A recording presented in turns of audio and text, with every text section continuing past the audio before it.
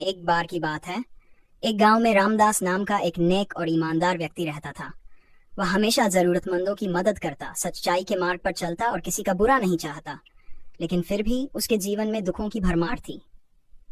दूसरी ओर उसी गांव में रघुनाथ नाम का एक धूर्त और लालची व्यक्ति था, जो दूसरों को धोखा देकर छल कपट करके धन कमाता था। आश्चर्य की बात यह थी कि रघुनाथ का जीवन ऐशो आराम से भरा था, जबकि रामदास कठिनाइयों से घिरा रहता था। रामदास के मन में यह सवाल बार बार उठता, मैं सारा जीवन अच्छे कर्म करता हूँ, फिर भी मुझे दुख क्यों मिलता है, और रघुनाथ जैसा पापी व्यक्ति सुखी क्यों है। अपनी इस दुविधा को सुलझाने के लिए वह गांव के एक ज्ञानी संत के पास गया और अपनी पीड़ा व्यक्त की। संत मुस्कुराए और बोले, बेटा, मैं तुम्हें इस प्रश्न का उत्तर एक कहानी से दूंगा। संत ने समझाया, एक राजा था जो न्यायप्रिय था, लेकिन उसके राज्य में एक अपराधी था जिसने बहुत सारे पाप किए थे। राजा ने सोचा कि उसे तुरंत कड़ी सजा देनी चाहिए, लेकिन तभी मंत्री ने कहा, महाराज, उसे थोड़ा समय और दे दीजिए, हो सकता है वह अपनी गलतियों को सुधार ले। राजा ने मान लिया और अपराधी को कुछ समय और दिया। दूसरी ओर एक सैनिक था जिसने हमेशा ईमानदारी से राजधर्म निभाया।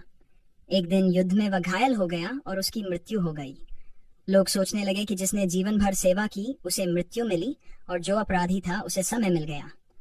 लेकिन राजा जानता था कि सैनिक ने अपने कर्मों का फल पा लिया और अपराधी को अपने कर्मों का फल भविष्य में मिलेगा। संत ने आगे कहा, रामदास, यह संसार एक कर्म भूमि है। तुम्हारे पिछले जन्मों के कर्म भी तुम्हारे वर्तमान जीवन को प्रभावित करते हैं। अच्छे लोगों को कभी कभी अपने पिछले जन्म के कर्मों का फल भुगतना पड़ता है, जबकि बुरे लोग अपने अच्छे कर्मों का बचा हुआ फल भोग रहे होते हैं। लेकिन न्याय का चक्र कभी रुकता नहीं। जब समय आएगा तो पापी को भी अपने कर्मों का धन मिलेगा और सच्चे व्यक्ति को उसका उचित फल मिलेगा।